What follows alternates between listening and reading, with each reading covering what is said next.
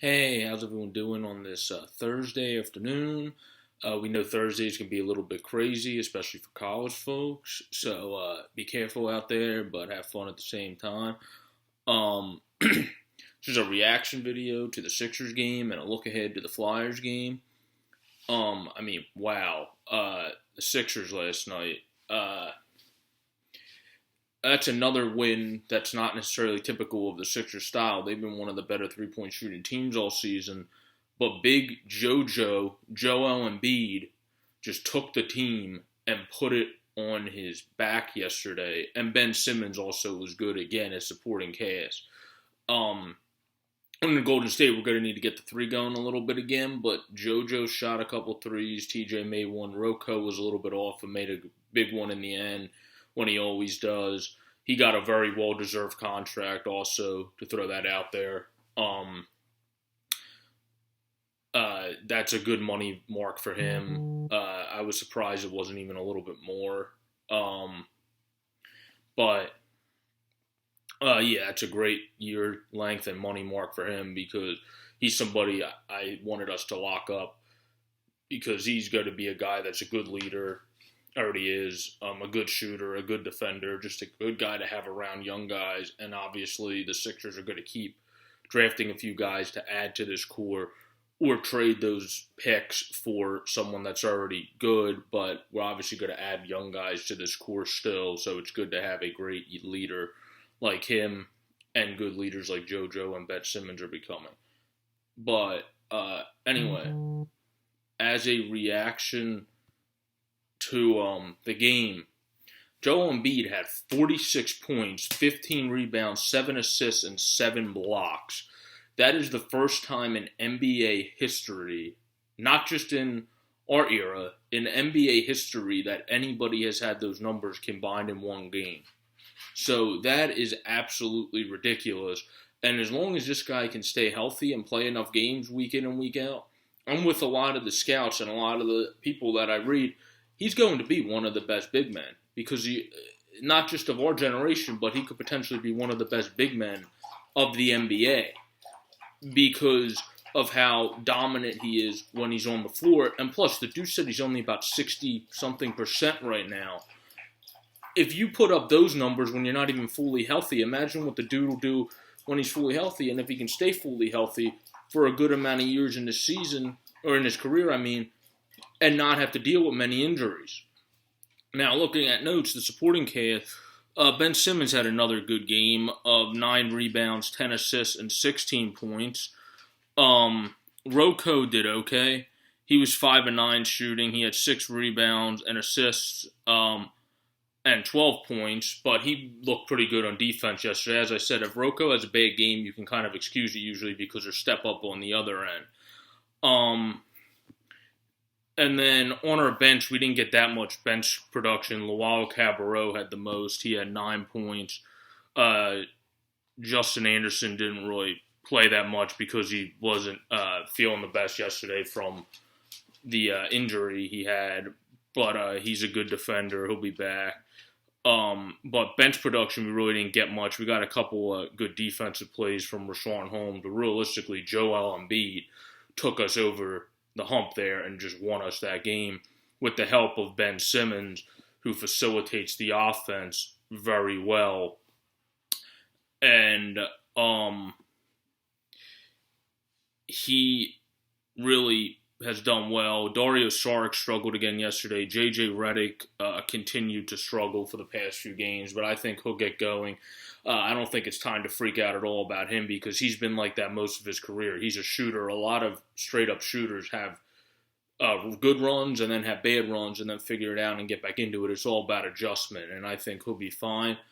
In terms of the Lakers, Kyle Kuzma, who is a very solid big man himself, had 24, had a good game, 7 rebounds, and an assist.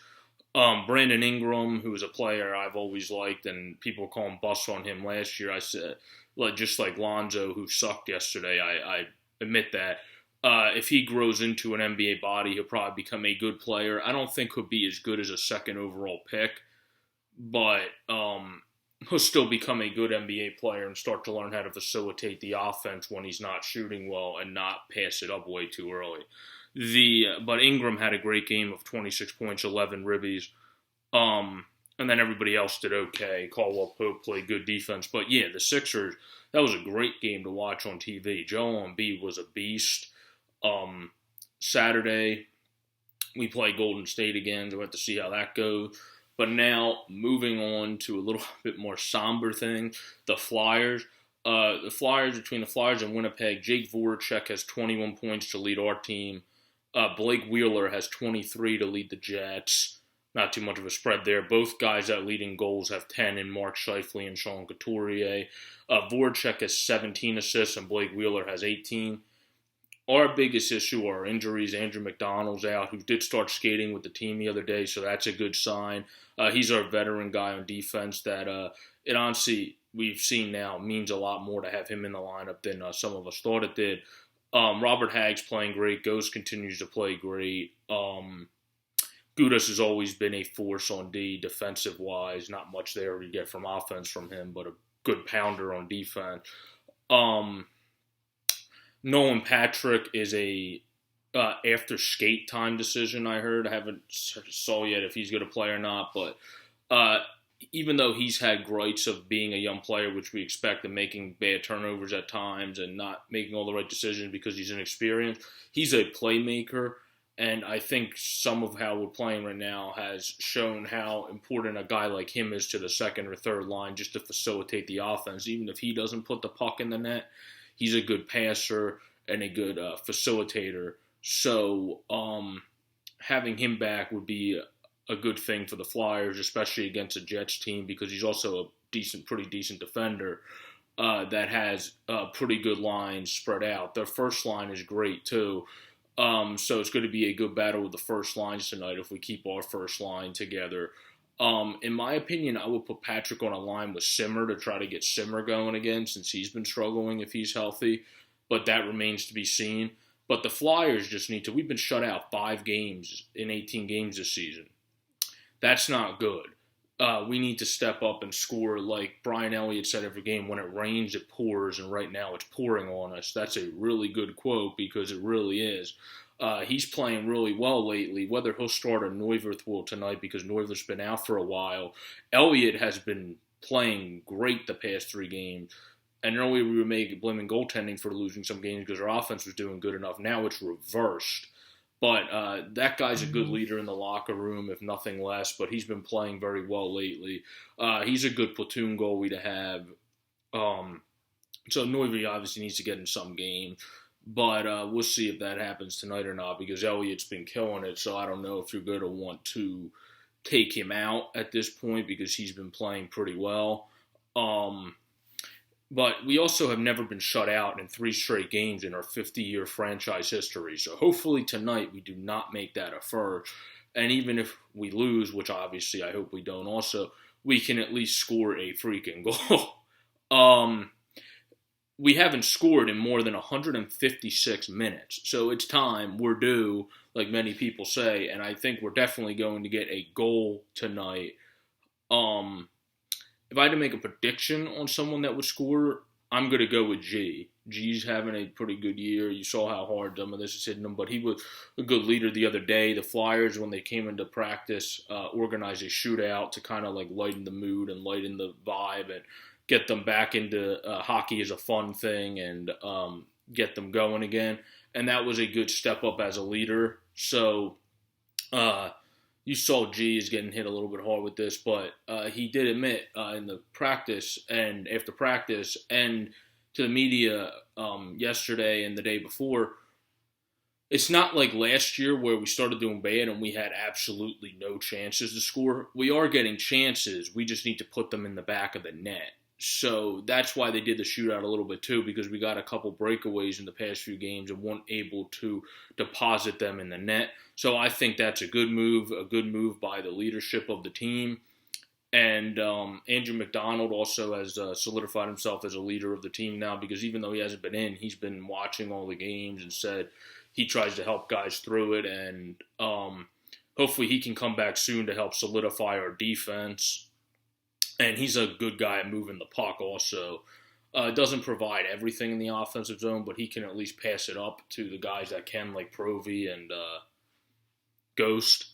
But I think it'll be a good game tonight. It'll be a close game. I honestly think this game might be a good battle and go to overtime. I think if it goes to overtime, we might be able to get the W because we'll throw out like Giroux, Coots, and maybe like Provorov or something. And they'll throw out obviously Scheifele and Line, and they're good guys. But I think Coots' defense in a 3-on-3 might be able to surpass the Winnipeg's offense. So I think going to overtime in some sense might actually favor us. And I think that's where this game's heading because I think it's going to be a battle of the top lines. And then if Patrick's back, it'll be a little bit of a battle of the second lines, too, or third lines, whatever we slot him into. And this will be a very good game, and it should be a bounce-back game for the Flyers because we ain't getting shut out in 3 straight games. Have a good day, everyone. I'll have a look ahead to the Thursday night football game in a little bit. Have a good one. Peace, everyone.